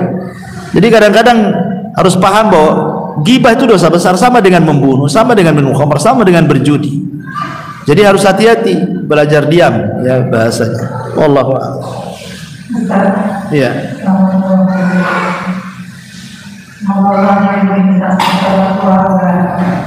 Pertanyaannya ini Ustaz, kalau ada orang yang sudah mengikhlaskan utangnya pada seseorang, kemudian orang tersebut dalam kondisi sakit, dia didatangi oleh orang yang berutang tadi, dia sudah mengikhlaskan. Nah, tiba-tiba orang yang itu datang dengan mau melunasi utang dia yang sudah lama, padahal sudah diikhlaskan diputuskan. Nah, apakah kita ini pahalanya kan masih, apakah kita ambil atau kita terima atau kita tolak? Ya, alhamdulillah. Ya, kalau ibu sudah ikhlaskan berarti kan sudah bukan uang ibu lagi. Kan sudah dikasih, berarti hak milik dia kan. Jadi ibu memilih pahala dibandingkan dunia. Kalau tiba-tiba dia mau bayar, ya dibalikin lagi, saya sudah ikhlaskan, nggak mau nerima saya. Masalahnya orang itu juga nggak mau pula pahala ibu kan, dia ingin pahala dia kan. Enggak, saya balikin lagi. Ya itu kembali ke ibu lah. Kalau ibu ambil, ya berarti ibu tetap dapat pahala ketika ibu memberikan kemudahan bagi dia saat dia sulit. Disitulah ibu dapat pahalanya. Tapi dengan mengembalikan duit, ya berarti hanya pahalanya sebatas itu saja. Tapi kalau seandainya ibu tidak mau mengentaskan kesulitan orang itu, ibu sedekah lagi, double pahalanya. Jadi kalau dikembalikan, kalau ibu mau ngambil, ya lihat, saya kan sudah dikasihkan, kok diambil lagi, ini bukan hak saya. Nah, kecuali kata orang, ya enggak lah, kalau memang hak itu kan hak ibu umpamanya, udah ambil itu kan hak ibu, berarti kan saling memberi di sini. Ya, berarti sudah sadar orang yang ngutangi itu dia. Ya, sudah cair. Tadinya beku otaknya kan, udah cair dia. Udah mau dibalikin duitnya kan. Enggak masalah, ibu ngambil pun tidak berdosa sebenarnya. Tapi kan ibu harus ada akad dulu, maksudnya apa? Saya sudah ikhlaskan untuk mau ngasih. Nggak mau lah, saya ambil aja. Kalau dia tetap enggak apa-apa, ambil aja. Berarti dia pun ingin mengembalikan uangnya kan. Dia terima saja secara hukum, tidak ada masalah. Tapi jangan sudah mengikhlaskan masih ditagih juga. Lah udah diikhlaskan kemarin kok ditagih-tagih. Ya kemarin itu masih punya duit Ustaz katanya. Sekarang udah habis duitnya, ingat lagi utangnya. Itu udah ikhlas namanya. Wallahu a'lam. Baik, pertanyaan kedua. Iya. Bagaimana kalau kita ada macam negatif kepada satu suku, apakah itu termasuk ghibah juga? Misalnya kepemimpinan itu terkenal misalnya pelit gitu kan, nah suka diomongin orang, kalau kepemimpinan pelit, apakah itu ghibah? Oh, itu namanya ghibah nasional, Bu. Ghibah satu kabilah itu tidak boleh itu. Oh, dasar orang Minang pelit semua. Satu Minang kena. Apa nggak marah orang Minang? Iya, nggak boleh. Jadi itu namanya ghibah kabilah. Dosanya lebih besar, makanya hati-hati. Oh, orang Jawa Barat tuh pelit-pelit semua, ya. Orang Sumatera pelit-pelit semua. Ya nggak boleh, karena tidak semua orang pelit kan gitu. Mungkin itu oknum saja. Nggak bisa. Itu namanya meratakan, dosanya besar lah. Karena dia menanggung dosanya orang Minang yang nggak pelit. Ya. Jadi nggak boleh. Perorangan saja kita nggak boleh, apalagi satu kabilah. Perorangan saja dosanya udah besar, apalagi satu kabilah, apalagi satu negara. Yang sering saya contohkan namanya ghibah nasional tuh. Ada orang umpamanya pejabat lah, baru dituduh bahwa dia korupsi umpamanya, tapi kadang pandai wartawan disebarnya berita itu kan. Satu ini saya tahu, padahal baru tuduhan, belum ditangkap, belum diproses, belum diadili. Betul-betul kemudian diadili. Rupanya hakim Ya kita lihat dohirnya saja, apa hakim itu disogok atau tidak disogok, Allahu alam. Kan kita lihat dohir, namanya kita tidak pernah ikut di persidangan mereka, hanya lihat di YouTube saja ataupun di televisi atau di koran-koran. Tiba-tiba dilepaskan, tiba-tiba kemudian kita jengkel, wah koruptor kok dilepaskan katanya. Lah emang ibu hadir di sidangnya? Ya mungkin dia tidak bersalah kan begitu ya, makanya dilepaskan. Soal dibalik itu atau ini kita tidak paham dibalik pengadilan itu. Tapi kan kita lihat dohirnya saja kan. Sekalipun memang betul dia korupsi, itu urusan dia dengan Allah ya. Urusan dia dengan Allah Subhanahu wa taala. Dan dia akan menanggung dosa satu Indonesia kalau yang dicuri itu uang rakyat kan itu. Selesai, nanti ada hukuman berat di hadapan Allah Subhanahu wa taala. Ya, tapi kan kasihan karena begini kawan, konsekuensinya terkadang yang salah itu bapaknya yang korupsi karena dia pejabat, itu yang dibully satu keluarga. Kan keluarga dia namanya punya istri, punya anak kan itu ya. Akhirnya mungkin anaknya sekolah, tahu ini anaknya bapak ini yang korupsi, langsung dibully habis tuh. Ini yang salah siapa, yang dibully siapa kan? Jadi kemana-mana jadinya kan. Nah, kecuali kalau sudah terbukti, memang terbukti kan, setelah di persidangan dia korupsi, dia begini begitu dan lain sebagainya, dapat vonis sekian, itu saja gitu, yang seperti itu saja ya sebaiknya kita doakan saja ya, daripada kemudian menyebar ke sana kemari kan. Untuk apa coba menyebar? Dia sudah menanggung dosa rakyat Indonesia tuh. Nanti ada pertanggungjawaban sendiri dengan Allah Subhanahu wa taala. Apalagi negara sendiri kan biasanya harus dikembalikan uang-uang itu. Ya kan, biasanya dalam vonis itu biasanya harus dikembalikan, selain hukuman kurungan, kembalikan juga uang negara kan itu. Dimiskinkan. Jadi kalau belum jelas salah atau tidak salah, masih dalam proses, jangan disebar dulu. Itu bahaya menyebar. Tahu-tahu rupanya nggak bersalah, udah disebar lagi. Tahu-tahu nggak bersalah dia. Ini kan bahaya. Wallahu a'lam. Ya. Apakah sama datang ke seminar pelatihan awal masih kebersamaan seperti mendatangi pengajian ilmu? Seminarnya apa? Seminar misalkan tentang pendidikan, kemudian jangan kawan seminar parenting seperti itu. Ya kalau memang di seminar itu tidak lepas daripada Islam, seperti parenting Islam gitu ya, pendidikan Islam, ya sama saja. Kecuali kalau di seminar itu bicara masalah fisika, biologi, matematika, berarti kan ilmu-ilmu umum. Kalau mau ilmu umum itu kan hukumnya fardu kifayah. Fardu kifayah itu ya kalau memang tidak ada yang tahu baru fardu ain. Tapi kalau sudah ada yang tahu berarti kifayah bagi yang lainnya, cukup bagi yang lainnya. Tapi kalau ilmu agama ini kan fardu ain, setiap orang harus tahu. Ya siapa akan ditanya masing-masing. Bukan berarti ini fardu kifayah kan orang itu sudah ustaz, ngapain saya belajar katanya. Nanti kalau ditanya ya saya minta ustaz itu jawab katanya. Enak kali. Jadi kalau belajar agama itu fardu ain, masing-masing harus belajar karena ada pertanggungjawaban di hadapan Allah kan, apalagi bicara tauhid. Ya, bicara Islam, bicara tauhid.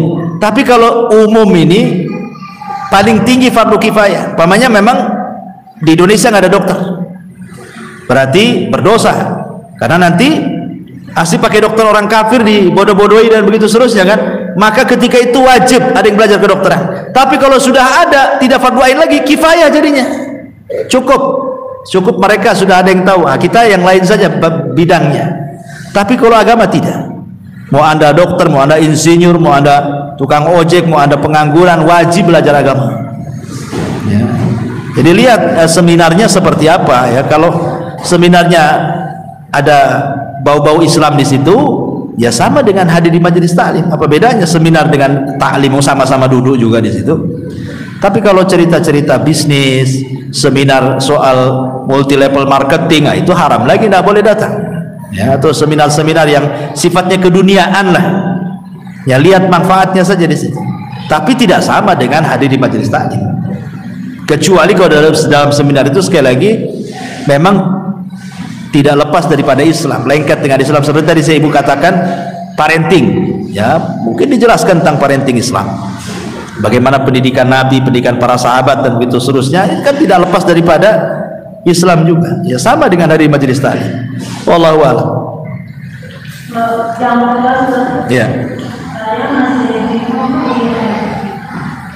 ketika sholat itu kan apakah benar kalau misalnya tidak boleh membaca doa dalam bahasa kita, apakah harus Doa dalam sujud? ya, Doa dalam sujud? ya, Ah, kayak ini kan bahasa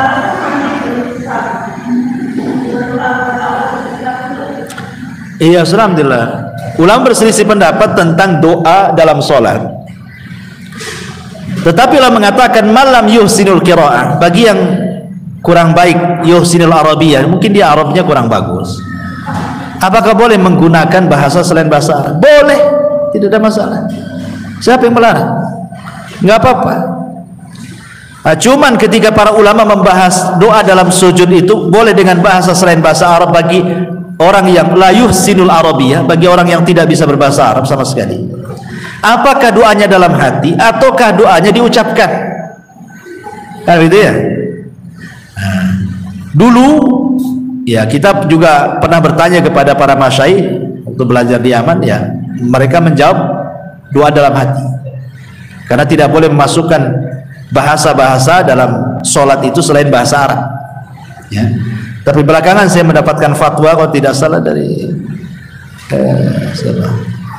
Abdul Muhsin Al-Abbad, hafizahullah ta'ala, kalau nggak salah ya. Saya pernah mendengar di salah satu kasetnya di YouTube itu. Jadi tanya tentang bolehkah membaca doa dengan selain bahasa Arab dalam sujud. Dia mengatakan boleh. Apakah perlu dalam hati? Tidak. Bisa diucapkan. Yang penting yang harus diucapkan, ucapkan dulu, seperti subhana rabbil a'la itu dulu. Itu dulu selesaikan, kan gitu ya. Ya, kalau seandainya sudah selesai minimal 3 kali, maksimal tidak ada terbatas. Ya. Baru kita berdoa, boleh dengan bahasa Inggris. Wallahu a'lam. Ya. Ada 2 pertanyaan. Ya. Yang pertama tentang ghibah itu tadi, Ustaz. Ghibah itu terhadap sesama muslim yang dilarang. Bagaimana dengan orang kafir, Ustaz? Kita menghibah orang kafir. Iya. Pertanyaan kedua? Pertanyaan kedua tentang hadis yang tadi dibacakan. Di situ kan disebut salah satu faedahnya dari berkumpul di salah satu rumah Allah ada 4 keutamaan. Di sini yang dimaksud berkumpul di masjid. Bagaimana kalau seandainya berkumpul di rumah dan kita mempelajari kitab Allah? Baik. Ya, alhamdulillah, salatu wassalamu ala rasulillah, amma ba'd. Tentang menggibah orang kafir, tidak boleh, sama juga tidak boleh. Kecuali kalau kafir itu kafir harbi, kafir yang memerangi Islam. Tapi kalau kafir dhimmi, kafir yang bertetangga dengan kita, ya kan, hidup sama rukun-rukun dengan kita di sini, ya KTP-nya juga sama orang Indonesia, maka tidak boleh menggibah mereka. Apa kesalahan mereka ibu gibah? Kesalahan mereka, takutnya mereka dengar, mereka merasa dizalimi. Mereka tidak bersalah kok ibu gibahi mereka pun. Karena namanya gibah itu kan bicara kehormatan, dan orang itu paling tidak mau disinggung kehormatannya, nggak mau. Makanya banyak terjadi pembunuhan itu gara-gara disinggung kehormatan. Orang kalau kehormatannya disinggung, dia bisa nekat gitu. Makanya dalam Islam itu sebelum orang nekat melakukan sesuatu dilarang, tidak boleh gibah, karena gibah itu sama dengan merobek kehormatan orang. Jadi umum gibah itu tidak boleh, walaupun kepada orang kafir. Karena begini, doa orang yang dizalimi, kata Imam Abdul Qayyim rahimahullah ta'ala, walaupun datang daripada orang kafir, itu mustajab. Kata Imam Abdul Qayyim, seandainya orang kafir dizalimi sama kita, kemudian dia mengangkat tangannya tinggi seperti ini, maka doanya melesat sampai ke langit. Dan Allah katakan, bi izzati la ansurannahu walau ba'dahin, dengan kemuliaanku akan tolong dia, tunggu waktunya. Jadi Allah sampai akan berdiri di samping orang kafir yang dizalimi, bukan karena kekafirannya ini, bukan karena kekafirannya, tapi karena Allah tidak suka dengan kezaliman dan Allah suka dengan keadilan. Ini di pihak yang didolimi. Ini bukan bicara kafir, tapi dia di pihak yang didolimi. Sementara Allah tidak suka dengan kedoliman, makanya Allah tolong. Menggibah orang kafir nggak boleh juga, itu sama mendolimi dia kan. Gibah kan dolim. Maka sebaiknya tidak boleh, kecuali memang orang-orang kafir yang layak digibah. Kalau dia kafir harbi yang jelas-jelas memerangi Islam kan bahaya tuh. Nggak apa-apa kita gibahi supaya orang terhindar dari dia. Ya, tapi kalau dia kafir zimmi, tetangga kita, apa salahnya kita gibahi dia? Nggak boleh. Ini satu. Yang kedua, kalimat baitun min buyutillah, apakah kemudian mesti dalam masjid? Tidak. Nah, ini kan menyebut dalam bahasa tata bahasa Arab itu apa namanya, tajri majra al-ghalib namanya. Jadi karena umumnya orang bermajlis itu di masjid, makanya Rasul hanya menyebutkan secara umum saja. Bukan berarti kemudian orang yang majelis taklim di kelas atau di mana tidak masuk, tidak. Ini bahasanya hanya berjalan karena umumnya orang berkumpul di masjid untuk belajar. Karena di zaman Rasul itu masjid tempat belajar kan itu. Tapi dengan berkembangnya waktu ada kelas-kelas, kadang-kadang di rumah-rumah. Apakah sama? Ya sama pahalanya. Karena teksnya ini fi baiti min buyutillah itu hanya sekedar apa namanya, ya keumuman orang ngaji biasanya di masjid. Rasul hendak bicara soal keumuman saja, bukan berarti di luar masjid tidak dapat pahala. Kalau orang ngaji tetap dapat pahala, ya, karena teksnya seperti itu. Wallahu a'lam. Ya, saya kira iya. Ini Ustaz, kebetulan saya kan seorang perempuan, jadi kadang posisi saya itu suka make-up orang yang misalkan pengantin, orang muda. Jadi yang mau saya tanya, apakah dosa kalau pekerjaan saya ini make-up orang muda, Ustaz? Iya. Soalnya kadang sama suami suka berselisih gitu, kadang cuma nggak setuju gitu dengan pekerjaan saya, gitu. Makanya saya pengen lebih lagi tanya sama Ustaz, apakah bisa kan? Iya. Alhamdulillah, memake upin orang itu ada dua. Ada yang memang untuk tabarruj. Untuk tabarruj itu artinya memang pengantin-pengantin yang ibu make upin itu memang untuk dipajang, dinikmati kecantikannya, ya, dinikmati keindahannya, baik laki-laki atau perempuan. Nah, ini tak boleh. Nah, boleh karena tujuannya jelas kan, tabarruj kan, ya, tabarruj akhirnya kan dinikmati sama orang-orang yang bukan muhrimnya, yang mahramnya yang datang, tamu-tamu undangan, akhirnya nengok juga kan aurat dia. Karena kan kalau make up itu kan mempercantik, lebih cantik lagi dengan make up kan, jadi orang makin terpesona lah yang datang ke situ. Tapi kalau tujuannya hanya, ya contoh hanya untuk kalangan kalau pengantin ya untuk kalangan akhwat saja, umpamanya kan ini walimah sunnah lah, dipisahkan yang laki-laki dengan yang perempuan gitu kan. Ya namanya orang mau nikah kan memang seperti itu, ditampakkan kesenangannya kan, nampak senang dia. Makanya dengan bergaya bagus, dengan make up, ya kalau tidak ada kemungkaran di situ tidak ada masalah, Bu. Karena umumnya memake upin itu kalau di pernikahan orang awam ya memang untuk dipajang. Ya, kecuali kita yang udah ngaji mungkin ya takutlah kan gitu tabarruz depan orang. Jadi kalau seandainya hanya untuk tabarruz, Bu, ibu terlibat tuh dosa di situ. Wa ta'awanu 'alal itsmi wal udwan namanya, tolong-menolong di atas perbuatan maksiat dan dosa. Nah, ini kan jelas untuk dipajang berdosa. Tapi kalau hanya sekedar di make up, ya hanya untuk menyenangkan dia dan calon suaminya yang sedang nikah di situ, ya kan memasukkan kesenangan, boleh jadi itu sebuah pahala kan gitu.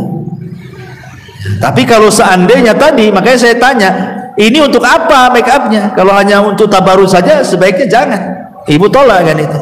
Tanya ini pernikahannya seperti apa? Oh syari'um bagus, ini dipisah, nggak apa-apa, ibu datang. Oh enggak, ini dipajang kayak ratu dan raja, nggak mau saya. Ya. Kenapa? Gara-gara saya dia cantik jadinya, laki-laki pula nengok dia. Jadi seperti itu. Ya, jadi dilihat ya kegunaannya, karena kan make up ini kan perkara mubah. Perkara mubah. Perkara mubah itu bisa jadi haram, bisa jadi Sunnah bisa jadi makruh, bisa jadi mubah, bisa jadi berpahala kan? Namanya perkara mubah, namanya make up ini kan perkara mubah. Kecuali bahan-bahannya haram. Nah, lain ceritanya ya. Ada unsur babinya, ada unsur apanya, lain ceritanya kan. Ini kan anggaplah itu barang-barang halal, artinya mubah-mubah saja. Tetapi perkara mubah itu ya tergantung ghoyah tadi.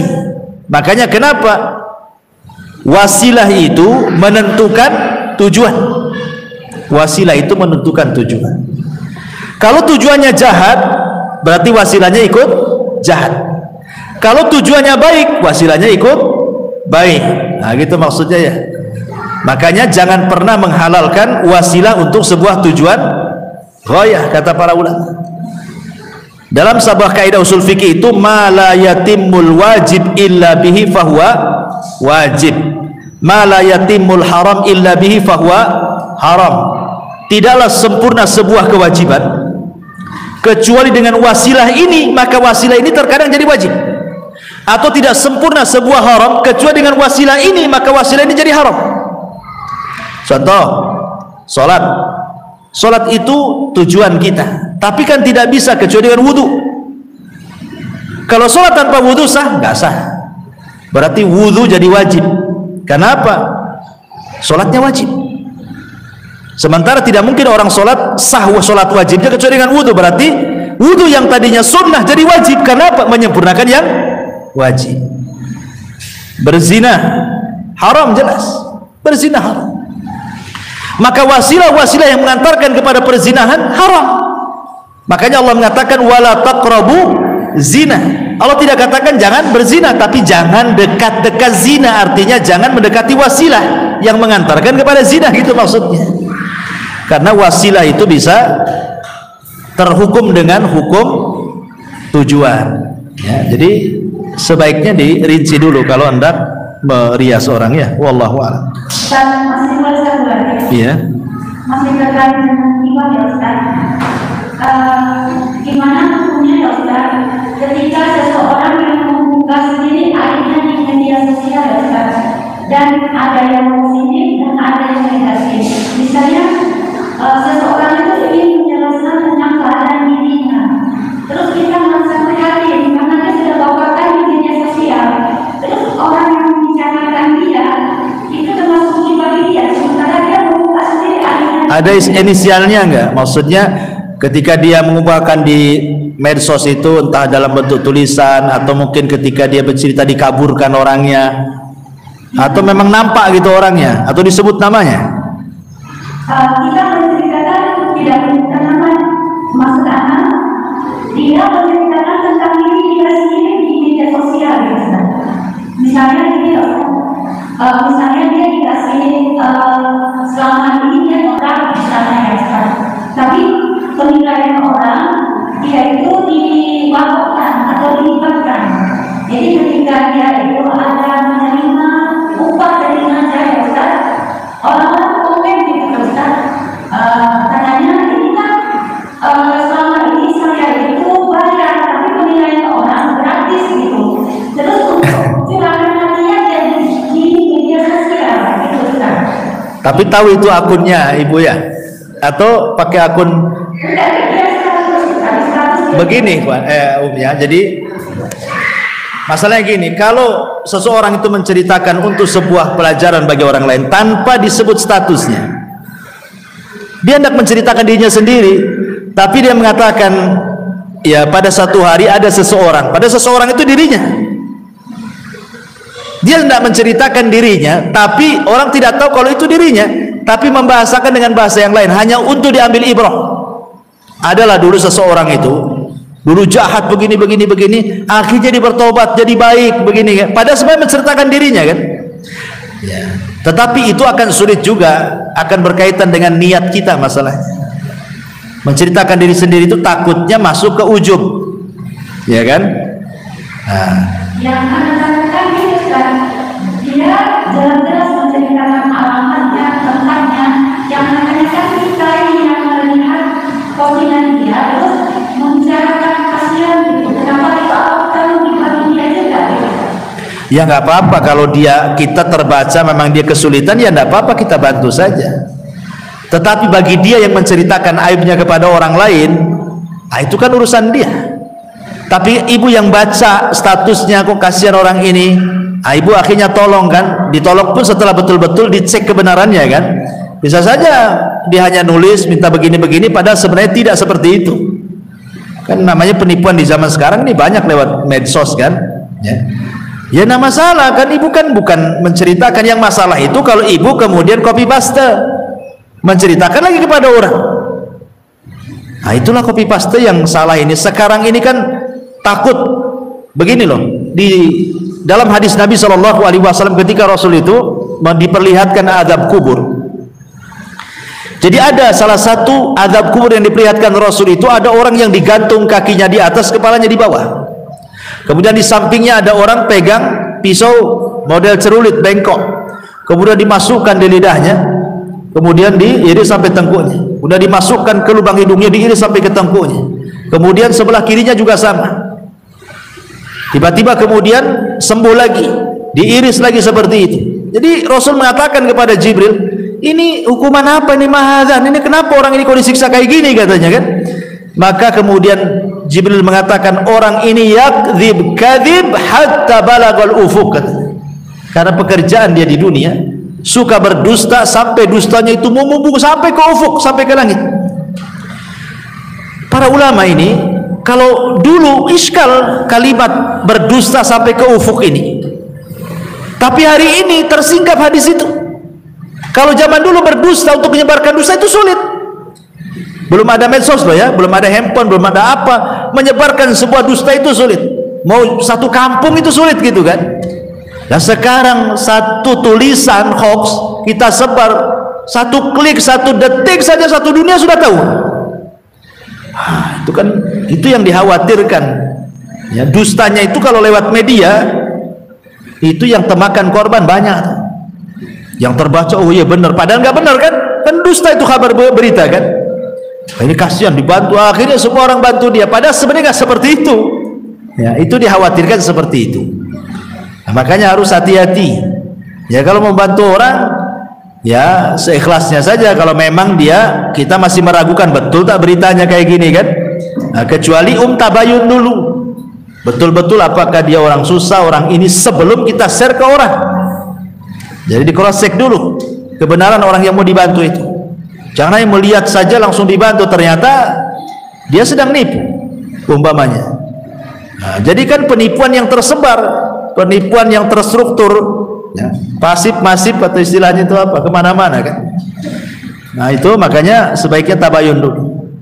Dan menceritakan aib sendiri dilarang dalam Islam. Kullu ummatin mu'afan illal mujahirun, setiap umatku dimaafkan kesalahannya kecuali orang yang menyebarkan aibnya sendiri. Semua manusia dimaafkan kecuali yang membongkar aibnya sendiri. Tidak boleh ya, Allah sudah tutup aibnya, jangan dibongkar. Orang nggak tahu kok ibu punya aib, ibu sendiri yang kasih tahu aibnya, kan aneh gitu. Allah tutup, ibu buka kan itu ya. Makanya Allah marahlah kan itu. Semua umatku dimaafkan kecuali orang yang bongkar aibnya sendiri. Naudzubillah. Wallahu a'lam, saya kira cukup. Subhanakallahumma bihamdika asyhadu an la ilaha illa anta astaghfiruka wa atubu ilaik.